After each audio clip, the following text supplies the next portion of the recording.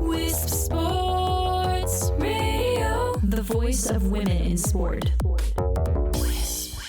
Welcome to Season 1, Episode 22 of the WeCOACH Podcast on Wisp Sports. It's my dream, a life of ease. That's just the way I roll. Oh, when the going gets tough, I just get most up. Oh, 'cause everything is not enough. Every 2 weeks, we sit down with some of the best and brightest women coaches, leaders, and industry experts in the world of sports for fun and inspiring conversations. I'm your host, Megan Kahn, Executive Director of WeCOACH. This podcast is a co-production of WeCOACH and Wisp Sports. WeCOACH has become the premier nonprofit organization committed to recruiting, retaining, and advancing female coaches of all sports and levels. Through our programming, events, and global community, we are empowering female coaches and, better yet, inspiring the next generation of young women who dream of following in their footsteps. We're lucky to catch up with head women's soccer coach Missy Price as she embarks on the start of her fourth season at Wellesley. Known as much for her work off the field as her success on the pitch, Missy is synonymous with developing female coaches in the game. Her leadership on the national level is giving a voice and platform to grow the game across all levels. Balancing motherhood and coaching, let's hear what my dear friend has to say. So Missy, welcome to the WeCOACH Podcast. Hi, Megan. Thanks for being here. I promise you this is going to be fun. I'm excited.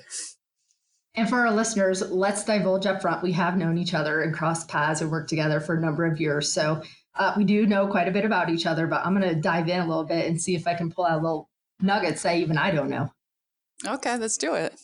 And let me say, first and foremost, the number of things that you have on your plate, and we're going to try to touch on all of them. You continue to amaze me with the more that you do.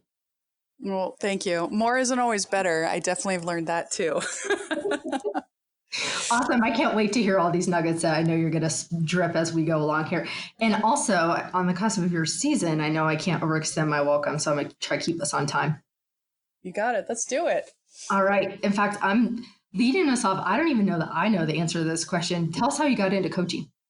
I got into coaching with a dear friend and mentor who's no longer with us, but her legacy definitely lives on. Her name's Charlotte Moran, and I grew up in Eastern Pennsylvania, outside of Philadelphia. I played soccer there, and as I went off to college, I came home in the summers, and I used to sort of help out and chaperone and do things with some of the youth teams in the Eastern Pennsylvania Youth Soccer Association, and Charlotte was the administrator. And one day she actually just told me that she had signed me up for a coaching license, and it was starting this weekend, and I was expected to be there. And when it was done, I was going to run summer camps for them at a location near my home all summer long. That was really how I became a coach. It was Charlotte taking a moment to look at me and recognize that I could do it, and just tell me, this is what you're going to do. This is how I'm going to help you get prepared. And then it was a little bit of trial by fire, but I was 19 years old, and I took my first coaching education course through U.S. Soccer, and it all started there, and it hasn't stopped since. You know, it's so interesting. For one, I think there aren't a lot of female positive, strong role models in our life. And how often do we hear as females that it takes a female coach to sometimes reach out and encourage their student athletes, or pull their student athletes, or target a couple who they think could be successful coaches and kind of move them that direction. I think that's a prime example of that right there. Totally. I've been incredibly fortunate. I've had some tremendous female role models as well as male role models. But when I talk to some of my peers and counterparts, I often hear that their role models were more male, or that they didn't necessarily have female role models or mentors throughout their career, and they wish they did in maybe their younger years or something like that. And for me, that wasn't the case. Most of my mentors were women coaches or women working in the field of soccer. I did have male mentors and some tremendous guys along the way who helped me kind of figure out my career. But I was really, really fortunate, and Charlotte was the first of one of many. And it's part of why I continue to coach, and part of why I serve on our Coaches Association, and my passion for working with other female coaches is to live Charlotte's legacy. She passed away several years ago after a long battle to cancer. But through me and many other people that lives she's touched, we continue to spread her message and her love of the game. Besides Charlotte, can you name drop some of those influential women in your life? Yeah, I was really fortunate to play for April Heinrichs at the University of Maryland. Jill Ellis was actually one of my assistant coaches and was slated to work for Jill when she was the head coach at Illinois, and she moved on to UCLA, and I ended up staying at Illinois. But both tremendous mentors and role models. Nancy Feldman at Boston University is one, and Sue Ryan, as well as many more. Louise Waxler, I could keep going on and on. Even some of our national team players who I looked up to, who later in life I had the chance to work alongside or meet. Currently work for Julie Foudy at her Leadership Academy in the summer, and I consider her a mentor and a role model and a friend throughout my life and career. So it's been a lot of really cool people that I've had the chance to work with. And that's just with soccer. Exactly. Thanks for giving us like a who's who of women's soccer right there. That's fantastic.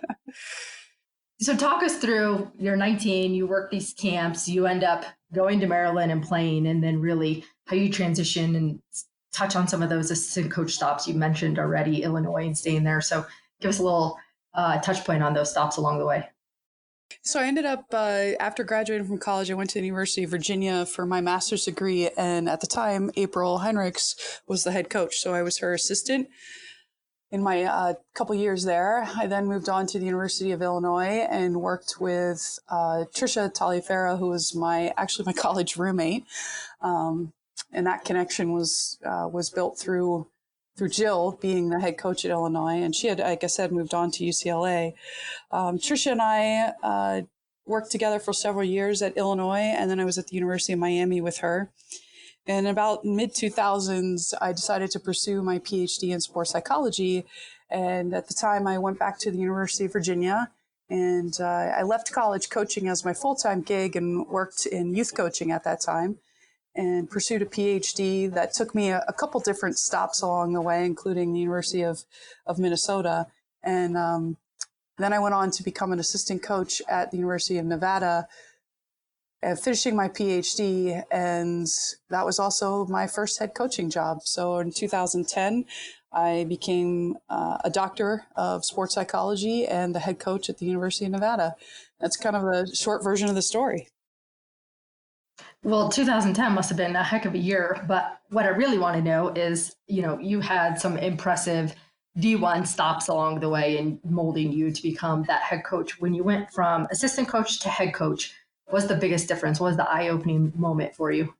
I think the biggest difference that everyone would tell you is that you're now the one that makes the decisions instead of just giving advice on what you think should be decided. And you actually have to make the decision and live with it, and you have to own it. And that can be very, very challenging.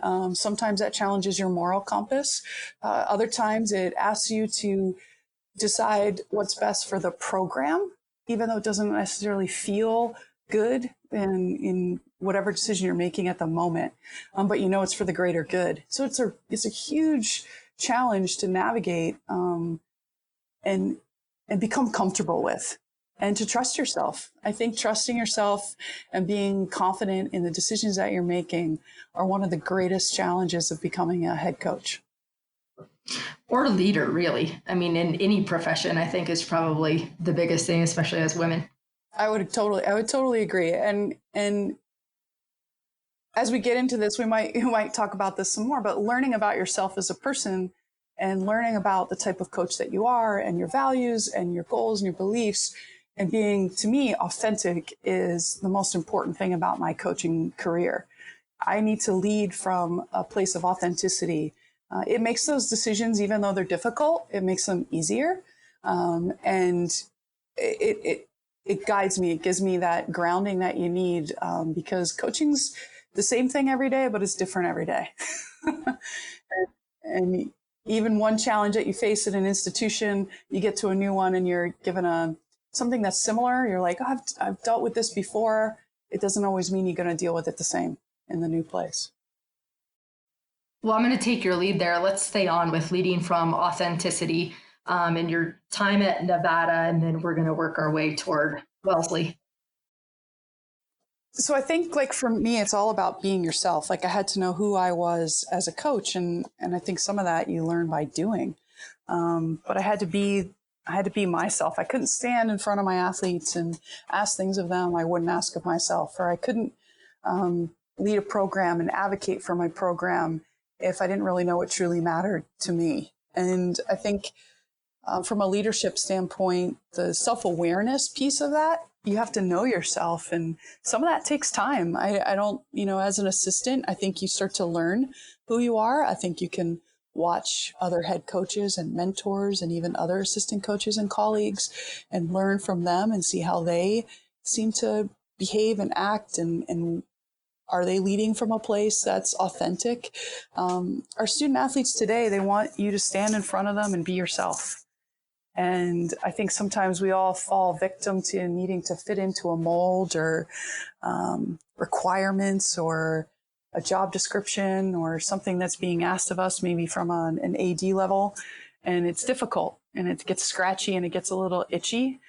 So trying to stay true to yourself is a really important variable. And I learned a lot about that at Nevada, and it's how I ended up at Wellesley. Well, we're going to talk about that in a minute, but I'm going to stick with this. I want to know, because we've touched on values and leading from authenticity, if you could summarize your coaching style in one sentence, how would you describe it? It's actually really easy for me because I've spent a lot of time thinking about this. And for me, it's really about providing opportunities for young women to grow and learn and thrive. I want them to discover the best version of themselves in the time that they're with me. And then I want them to go be confident sharing it with the world. I love it. And we're going to talk more about your work off the field and how you groom your student athletes to live a life off the field. I'm first let's make this leap to Wellesley, because I think some of this evolution has come in the last 3 or 4 years while you've been at Wellesley. But talk us through, because you don't see this move often from D1 to D3, and we don't have to unpack all of it because I know there's a lot in that decision, but talk about what that was like and staying true to yourself and how you made that decision. I do want to say I came to the NCAA Women's Coaches Academy in 2015. And during that time, I really I thought I always kind of knew what was my coaching philosophy, what are my goals, who I am. And through that experience, I really kind of sort of looked at it through a different lens, I would say, and discovered some things about myself as a coach and a person. And I really enjoyed my time at the University of Nevada. I had a fantastic experience. I got to work with some incredible administrators and assistant coaches and colleagues there. I loved living in the Reno, Tahoe area. And I would say that I never really thought something was missing or that I wasn't in the right place. And through some fortunate circumstances, the job at Wellesley had opened up. And when I started to pursue it at the advice of some friends and colleagues, I started to ask, and again, those same questions that I sort of learned about myself at the academy. Like why do I coach? What do I value about my career? What are my gifts and things that I can share with the world? And am I sharing them to the best of my ability that I can?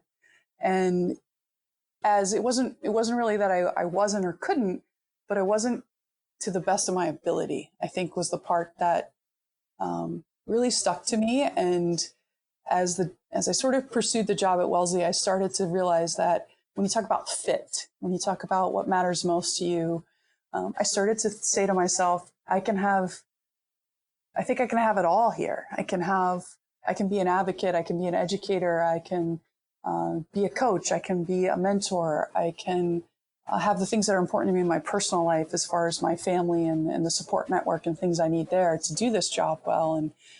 And it became the idea of I could work for an institution whose mission is to develop women, to empower them to go out and make a difference in a world. And that's me. And I thought, why not? Why not go for it and see if this is something that is a place where I can call home and not just do a job, but live a life and live a lifestyle and be the person who I am and do the thing that I love to do, which is coach. And that's how I ended up here. And Wellesley's a tremendous fit for me as a person. I get to explore all my passions, and Wellesley values me for who I am, not just what I do. And I'm incredibly lucky to have an opportunity like that. When we started this dialogue, I wrote down one word on my little notes over here, and it was fit. So I'm thrilled that you said that a couple times, and I am so proud and happy for you that you found a fit personally and a fit professionally. Talk us through then that transition, because there's a lot of differences between D3 and D1 and how you adjusted, especially in year one. Yeah, so I'm going to actually tell a funny story. So that, my first game, I got on the bus and all I had was my backpack and my my coaching board, my little whiteboard, and off we went to the game and we played. We won. We came back. I got in my car, drove home, and slept in my own bed. I hadn't done that for a game probably in almost 10 years. It sounds silly, but being in a place where at the Division III level, a lot of your games are in driving distance, and you're not traveling as much, and you're not flying, and as much as that was part of my lifestyle and I loved it, it gave me a sense of relief, and it gave me a sense of completeness to know that in a year when my kids showed up, my daughter, our first child, that I could be spending more time with her. And at this stage in my life and in my career, that was a value that was much greater to me than it was years ago. And so fit became an important aspect of things, but the transition was easy, Megan. And it was easy because the soccer's soccer. Like it's 11 people playing on the field on each side. There's one ball, there's lines, there's referees. It's competitive. The players are invested. They want to be good. But I think the biggest transitions are things like the travel requirements, the support system here. In some ways I have more support, logistical support and things like that. And then your off season's a bit different. And that was probably where the greatest transition came in. And I don't get to sort of like coach my team as much in the off season, but at the same time, I get to do more of the other things I like to do, which is developing coaches and sharing other gifts I have and spending time meeting people and learning about their stories and coaching and how I might support them. So, for me, the transition was an easy one. And I think sometimes people think, oh, well, Division III maybe isn't as competitive or the soccer isn't as good. And I'm here to tell you that's not the case. It's amazing. It's an awesome, awesome place to be. Well, Missy, I imagine there's probably a lot of people listening to this and wondering how you found the aha moment or those steps that you took personally to figure out what mattered in finding that fit. Do you have any words of advice? I think the biggest thing I would tell people is you need to lean on your advisors, lean on your mentors, lean on your friends. Sometimes it's scary to get vulnerable and say, I don't know if I'm in the right place. We all need a job in the sense of, the income or the responsibility or the desire, right? We all want to feel valued, and our jobs help us feel valued. And so to say, maybe the job I'm in isn't the right job for me, the right place for me, and to be willing to step away from it until you find something else, that's scary. And I was in that place. Would I have done that? I don't know, because Wellesley opened up, but I was thinking about it. And I wouldn't have if I wasn't willing to be vulnerable enough and talk to people in my life that I knew would listen and, not tell me no, don't do that. That's crazy. In the sense of like, don't quit your job. That's crazy. I knew I needed to hear people say to me, okay, so what do you want to do about it? And I would say, find those people, and we should all have them. And I think we all need them in our lives, but I think coaches need them a lot more in some ways because coaching is such an emotional profession. You put a lot of emotion and time and investment, self-investment into what you do. So to walk away from any job, even if it's a job, I wanted this job and I loved the job that I had. So I was leaving the team at Nevada was very difficult.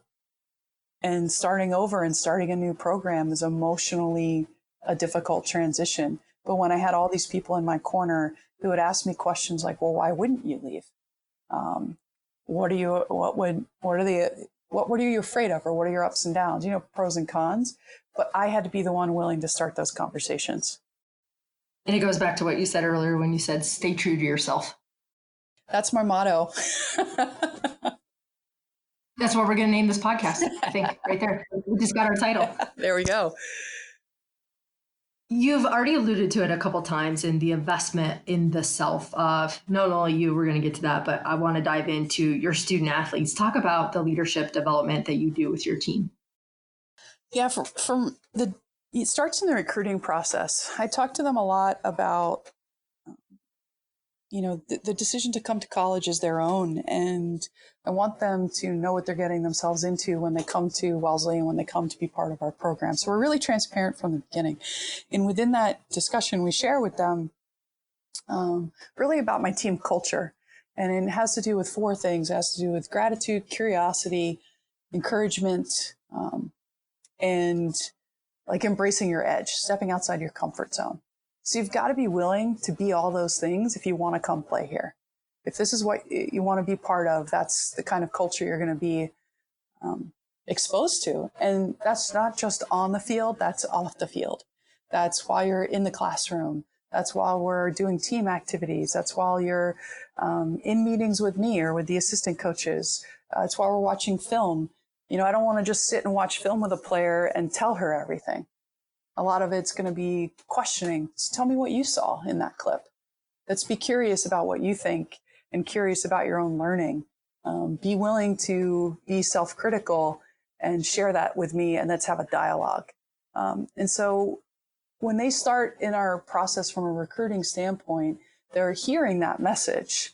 And they may not know exactly what it means, but then when they get here, we start preseason on Thursday or on Friday, and we're going to see them all. And we have 9 first years coming in, and we've a huge opportunity to teach them about these things within our culture. And so we do activities out at practice. We do activities, at team meetings or meals that ask them to step outside their comfort zone. And for everyone, that's a little bit different. But I can't do that if I don't create a safe place for them to do it. And I think that's the next part. And that's learning who they are as a person. So as much as I want that for myself, I try to encourage that in my student athletes, both for them to learn about themselves, but for me to learn about them. Because I can't push them, I can't motivate them, I can't be a mentor for them and support them if I don't truly know who they are. And that takes time. For some players, it's within the first couple weeks or through the recruiting process, it's already happened. But for others, it might take all of their first year to where we're really feeling comfortable with one another. But once we get to that point, the sky's the limit as far as their leadership development, because that trust that we build really helps them be confident to take chances and take risks. And that's how they become the best version of themselves. Hearing you talk about this is, to me, appears a very modernized approach to coaching. It's not the old school way. It's about how we have to connect with today's student athletes. We have to know them. We have to be able to understand each one is motivated a different way and all of these different intrinsic factors. I'm guessing that wasn't always the way you coached. I might be wrong, but have you had to evolve your coaching style and how you were able to get your student athletes to buy in? For sure. I would say I kind of coached how I was coached initially, right? I just sort of emulated the coaches I had along the way. And then over time, and just through my own development, through my education in sports psychology, through my continued education, through all sorts of coaching platforms, including WeCOACH, I've really learned how I think I can take the things that I do well and use them to the best of my ability. So it isn't how I've always coached. I've changed a lot. I've changed a lot even since I left Nevada 3 years ago. I like to change. I like to adapt, and I'm comfortable with it, but it isn't always easy. And I think to some degree, for me, that's part of the lore of coaching. Part of the excitement, part of the strategy is learning how to motivate my players. And if you think of the old radio dials, we don't have them anymore, but every player has their own frequency. and it could be a notch to the right or left of someone else's. And it takes a lot of work and it takes a lot of time. But if that little move to the left or the right can get 30% more out of that player, both personally and on the soccer field, then it's my job to find it. Mm-hmm. Another thing, and I know this is because you've presented on it at our academies, you've presented on it at the convention, we've had a dialogue about it, but mental wellness has become a huge priority for you. Can you give us a download on the quick background on why and then how you incorporate this with your team? Sure. I think it started mostly for myself, to be quite honest. It was really about managing myself as a coach and realizing that maybe what I'd done in the past wasn't working. Feeling worn out, emotionally exhausted at times. Coaches will you'll hear the phrase burnout a lot. Feeling that at times, I thought, I don't want that to happen again, or I don't want to feel that again. Or when I do start to feel that way, I want to have a way out of it. And I really turned to mindfulness as a tool for that, a tool to support me as a coach, just as much as I watch professional soccer and I go to coaching schools and I learn about tactics and I learn about leadership and all these other things. Like many of us, I wasn't taking good enough care of myself. My background in sports psychology then sort of led me to explore mindfulness as a performance enhancement tool, as a way to support my student athletes. And so I started to explore what we know about that. And it really boils down to the simplicity of being in the present moment. And we all talk about that and it sounds really easy. It's not always easy to do. But soccer is a really dynamic sport. There's no timeouts. And our players have to constantly shift focus and attention throughout the game. And one of the things my players shared with me was that they needed more help both in two areas, the transition from school to soccer, and so the transition to practice or games, and the transition out of it and back into their academics or what's next in life, whether that's their family visiting and things like that. And it dawned on me that that's the same way that I use mindfulness. And so I started to slowly implement it into our team, both from a concentration and performance enhancement, as well as a recovery tool. And it's been a wonderful tool that we use in a lot of different ways. We don't always call it mindfulness. It's not always breathing, and it's not always, sitting and meditating. It can be those things, but it's really about being present and engaged. And we've done a lot of work around it. And for me, it's helped me tremendously to be present and engaged. I mean, let's say you have a meeting on campus and it's got you all fired up and practice starts in an hour. That was challenging for me at times to make the transition and not be distracted. I have some mindfulness techniques that I use that help me just get present and engaged in where I need to be. And it's been incredibly helpful as a parent. Now, as a mom of two young kids, when my time is with them, I want to be totally present. And mindfulness has been a lifesaver. Can you give us your favorite mindfulness app? I like Headspace. I would say that's probably my favorite. I also use some things I've learned through teachings at mindfulschools.org. And I would say there's some go-tos in there, some breathing and counting and other types of things that are super quick hitters that I do even sometimes when I get nervous in an environment. I just take a few deep breaths and do some of my counting, and it just keeps me present and calm. So I'm going to totally shift gears on you here for a second, but it all has to do with this personal and professional growth. So bear with me here. You've alluded to a curious mind. You love to change and adapt and problem solve and put the pieces of the puzzle together. And let me just list these accomplishments for our listeners here. You're the first coach to take home both awards as a winner of our Judy Sweet Award given by peer nomination or NCAA Women Coaches Academy and the Cecile Renaud Mastering Coaching Award given by your peers at our Academy 2.0. You've served 2 years on our Coaches Council. You hold a Premier Diploma and a United States Soccer Federation A coaching license. You have your doctorate, which you've talked about.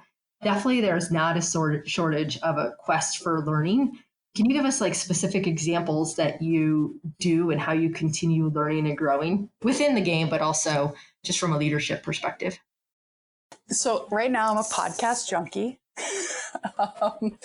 which definitely leads me down rabbit holes. A lot of the podcasts that I listen to have, admittedly so, have nothing to do with soccer and have more to do with understanding people, understanding the way the mind works, understanding relationships, communication, the psychology of choice and decision making.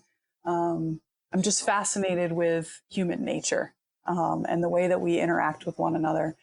I also have a passion for diversity and inclusion, and I serve on a committee here. And I think with those sort of things, you just have doors start opening, and you just start asking and meeting people, and that leads you to discover new knowledge that you weren't yet exposed to. So for me, it's a little bit about, again, taking the things that I'm passionate about and the things that I just love and love being a part of. And that naturally leads me down a path where I meet someone and that person tells me about a book or a website or someone else I need to follow and listen to. And I just make time for it. I make time for it on my drive to and from work. I make time for it by reaching out to friends and colleagues. I love my assistant coaches. I'll ask my assistant coach all the time, like, what activities or what things have you been listening to? Tell me what's going on. Tell me something new. I also try to be a good colleague here at Wellesley and try to talk to our other coaches about what they're doing with their teams and just listen. Sometimes it's just listening when you're in a coaching environment. When I recently came to present at the academy in Denver in May, just sitting around listening to coaches talk about their experiences, and they're not all soccer coaches, and you just pick up little nuggets of information, and then that nugget sends me down some path of exploration. I love it. So let's talk a little bit more about your role as vice president of the board of directors for United Soccer Coaches. Can you, I could do it, but I'm going to let you do it. Tell us about your role and your platform. Yeah, so I currently serve as a vice president on the United Soccer Coaches Board of Directors, which is an elected position. You serve in total, you serve 6 years, 4 in a VP role, 1 as president and 1 as past president. And I'm currently the second vice president. So I will be president of the association. The presidential term turns over in January every year. So our current president will turn over in January of 2020, and then I will become president in January of 2021. And for me, being on the board of directors of United Soccer Coaches is really all about giving back. I feel tremendously grateful for the opportunity and the career that I have in coaching. And, I had a decision a long time ago where I thought I was going to be an academic. I thought I was going to be a college professor and I might coach youth soccer, be involved in the game in some way, shape, or form. And I missed coaching so much that even though I finished my PhD, I worked my way back into college coaching because that's where I knew I was supposed to be. And I still feel that way. And I absolutely love what I do. And I see serving on the board as part of that role for myself. I see service back to the greater coaching community of all levels, youth, pro, college, high school. I see serving our coaches as an important role for me and a calling that I felt I needed to do. And I ran for the board several years ago. I was fortunate enough to be elected. I currently serve on the board, and you get sort of different tasks assigned to you as a vice president. And in my presidential year, honestly, a platform, it's a tough question. I think for me, it's about moving the association forward, staying current, and serving our coaches, our membership, in the ways that they need to be served. And with the constant evolution of the game in our country, I don't know where that's going to take us in the next couple of years, but wherever it is, I'm going to do my best to keep leading the association to be the forefront of a coaches association in our country. I mean, we're a large membership. We serve all levels, unlike some other coaches associations. And so there's a lot of people with a lot of different needs. And career coaches to parent coaches and everything in between. And you have people who are paid to do this job and people who volunteer, and they all need to be supported in different ways. And So my goal will be to make sure that we continue to do that to the best of our ability. And I'm going to guess women and female coaches specifically are going to be involved in some level. I'm not going to put you on the spot here, but I do want to go back and talk about your, I'm saving you. Lynn's going to thank me for this. With your involvement with are you calling it the women's soccer membership group now? Because it's changed name a couple times, so I can't keep up. The women's coaches group. Okay. So talk a little bit about how you've been instrumental in continuing to grow and progress that group. Yeah, in the early 90s, it started as the Women's Committee, and it was a group of women within the Coaches Association who basically got together and started to advocate for women coaches and anything with the women's game. And over time, the group has evolved as many tremendous women have served within the group. And now, that platform remains the same, but I think what the group does looks different because women in coaching have different needs maybe today than they did then. And the women's game has different needs than it did then. But I served within the group several years ago. I was chair of the group at one point, and it's really a voice for women coaches and to advocate for the women's game. And I think what you see the group doing is being a leader within the association for programming and other aspects that directly impact their members. Those groups are directly advocating for the members, and it's by the members. Everyone in those that runs the group and is part of the group are members, and any member can join. Any member can say, hey, I want to advocate for women coaches in the women's game. And you don't have to be a woman to be an advocate for women coaches. And there's many tremendous male mentors and advocates out there for women coaches. And so within the association, that group basically leads the way, especially right now in programming for women coaches to support women in coaching soccer, because we need more women coaching and we need to keep us in the game. Have you thought about this? And I'm guessing probably yes, just because I know the way that your mind works. In 10 or 15, 20 years from now, whenever you retire, you hang up your cleats, what is the legacy that you want to leave? I'm sitting in my office right now. I'll set the scene. I'm sitting in my office right now at work, and I'm looking at a wall across from me that has pictures of all the seniors that have graduated from Wellesley College in the time that I've been the head coach here, which is not very long. And I look at them and I think in 10 to 15 years, I want them to look back on their experience, and I want them to be grateful for the opportunity for their time that we got to spend together. And when I think about all the other things that I get to do in my life, whether it's WeCOACH or United Soccer Coaches, other coaching networks and people that I get to interact with, I see it as I'm a product of all my experiences, and I'm a product of all the people that I've had the chance to interact with. I think every athlete makes me a better coach. I think every conversation I have with an administrator or a colleague or a coach, even just that I met yesterday, can make me a better coach. And so I would love to think that I've had an impact in the lives of people that's helped make their lives better. And I think it would be that simple. It's really just their time with me helped them have a better life for themselves, and that they were able to accomplish something maybe they didn't think they were going to, or the confidence to do something they weren't sure they could. Knowing you, I have no doubt that you're making a positive impact in the lives of a lot of females. They're very lucky to have you as a coach. Well, thank you. I want to know your thoughts on equal pay and the movement that's happening within U.S. women's soccer right now. Yeah, I mean, it's all over the news, right? We can read about it almost every day. And I was just looking earlier, the upcoming game in Philadelphia, there's 40,000 tickets sold. Their victory tour is gaining a lot of attention, and as it should. I think the equal pay thing is one in which we need to pay attention.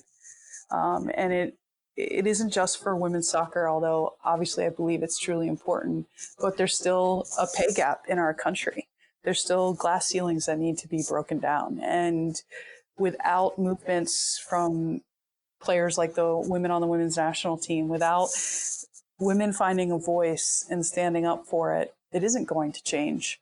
And I think, there's a focus on, equal pay and bonuses and all these other things, but there's also the support of the team logistically and travel and other needs of the players and making sure those are met too. And so I applaud the national team for bringing this to the public eye and being able to stand up for what they believe in and being able to stand up for what women should be believing in and fighting for in our country.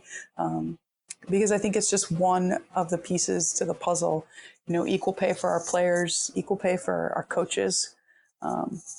It's not about the gender of the person doing the job. It's about the job they're doing. I love that right there that you just said. And there's a lot of eyeballs on this decision, and they have a chance to be a role model and be a leader with this decision. I hope they do the right thing. Me too. So we can't draw this to a close without talking about those cute little nuggets of yours. Tell us about Kaya and Cruz. Oh man, I have my hands full. So my daughter Kaya is 2.5, and my son Cruz is almost 9 months old. And parenting is the hardest thing I've ever done in my life, and it is also the absolute most rewarding. And parenting's made me a better coach. It's helped me. It's kind of funny. I know that being a parent and a coach is often looked at as a difficult thing to juggle. For me, and it is, but for me, being a parent and a coach has made me a better coach. It just keeps me humble. It keeps it real. This morning I heard my daughter wake up before I left for work, and I rushed up there so I could spend 10 minutes with her before I had to leave. And,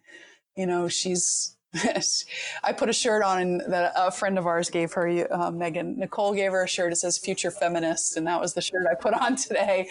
And I thought, and she's done with it. We're passing it down to him because, feminism is about equality. And in some ways I see feminism about treating others equally and kindness and the respect that we can have for one another in this world. And that's what being a parent and seeing the world through their lens, especially my 2.5-year-old Kaya, is an amazing, amazing experience. And I try not to coach her, but I have to say when we're at the playground and she wants to climb up things, I'm of course like, you can do it. And then I try to let her figure it out on her own. And sometimes she falls, and I probably shouldn't let her fall from that far. But, I love watching her be confident and courageous and brave. And but still, in the end, sometimes she gets scared at night and needs her mom. And that's the best part about it. In the days and months leading up to when you knew you were going to be a parent, did you anticipate that it would change how you were as a coach, or was that a surprise? That was a surprise. I think I feared how am I going to do this? How am I going to juggle it? How am I going to manage the time? How am I going to feel like I'm in two places at once? And I do. I mean, I think everybody does. I don't think it's necessarily coaching. I think it's being a parent and having a full-time job. Like, some days I just want to spend time with my kids, and other days I want to go to work, and I love working. I need to work. It makes me a better parent too. So managing that sort of Ferris wheel in a way is really important, and that's where the mindfulness piece comes in. But I never once thought for a second that parenting would sort of make me a better coach, and I'm thrilled that it has. I think it's helped me find that authenticity. I think it's helped me even be more true to myself. Mom guilt. 1, do you have it? And 2, how do you manage it? Totally have it. I totally have mom guilt. I'm incredibly lucky. My wife, Leisha, is a fantastic partner, and she works part-time and stays home with the kids. And I think that helps. But it isn't just that. It isn't just because she stays home. It's because of how we can manage our communication and our time. And I think being able to tell her what I need in order to do my job well also tells her what I need in order to be a good parent. And so me learning what do I need in order to do both of these things well, took a little bit of time, probably took about a year. And then when Cruz came along, it took about 6 months. And not being afraid to share those needs has helped with my mom guilt. I hope all of our listeners, wannabe moms, current moms, were listening intently on this last 5 minutes of the conversation, because that was some good advice right there. Well, can I say one more thing, Megan? Because I kind of feel really strongly about this. When people tell me that you can't be a mom and a coach, you're wrong. And I think it's a tough conversation to navigate within your own self, but you can do it. You just have to figure out how you're going to do it. Because I know a lot of moms or a lot of people who feel they need to leave coaching when they become a mom. And I'm here to tell you that you don't have to. And if you want to talk about it, call me. You can find me on the internet. Because it's just not true. And you just need to find a way to make it work. And then you need to own that for yourself within your own parenting values and systems. And so I would encourage everyone out there and to not use that as an excuse to leave coaching. You can be both. Well, it goes back to see it to be it. And there's probably a lot of women who look up and are learning about you and admire you as a role model. So thank you for being one of those people. Well, thanks, Megan. You're welcome. Guess what time it is? Rapid fire. Oh, no. Let her rip. If you could use one word to describe yourself, what would you say? Loyal. Favorite place you've watched a soccer match? Kaiserslautern, Germany. Nice. With a beer, I hope. Yes. It was a World Cup game too. So very cool. What do you most appreciate about Wellesley? I most appreciate Wellesley's commitment to their students and to their mission. Besides your kids, what keeps you awake at night?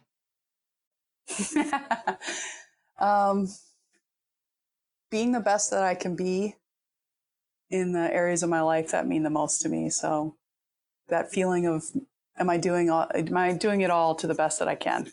Am I doing enough? Probably keeps a lot of people up is what I'm guessing. Good one there. Last one. If you could send one tweet from our WeCOACH account, what would you say to all the female listeners out there? Ooh, that's a tough one, Megan. I would say coach from your heart and you can be anything you want to be. So you can be any version of a coach you want to be. Trust yourself and coach from your heart. Great advice. Appreciate you being here, Missy. It's been so much fun. I can't thank you enough for taking time. I know we didn't even talk about all the things you're juggling on your plate right now. We didn't get to it, but I know you're juggling a lot and on the cusp of your season. I appreciate you being here. Oh, you're welcome. Anytime, Megan. And thank you, I know, from our entire coaching community for being somebody that they can look up to and come to for advice and look at as a role model in your drive to make positive change in the lives of female coaches really across all sports and levels. I will. I'll be a resource for anyone. Just reach out. Conversations from the world of women's sports. This is Wisp Sports Radio. Thanks for listening to today's podcast with Missy Price. We want to hear from you, our listeners. Please share your comments on our social media pages at WeCOACH or at Wisp Sports, on Twitter, Facebook, and Instagram. The show notes for this episode can be found on our show page at wispsports.com. Do you love to read and want to build a network of female coaches? Be sure to stay tuned for the upcoming announcement on the next 2 books in our book club series. On August 17th, public registration opens for Beyond the X's and O's, our regional workshop on September 30th in San Francisco. More details can be found on our website at wecoachsports.org. And I promise you're not going to want to miss the next WeCOACH podcast episode. Subscribe to Wisp Sports on your podcast app to catch each new episode dropping every other Thursday. Until next time, all sports, one voice, WeCOACH.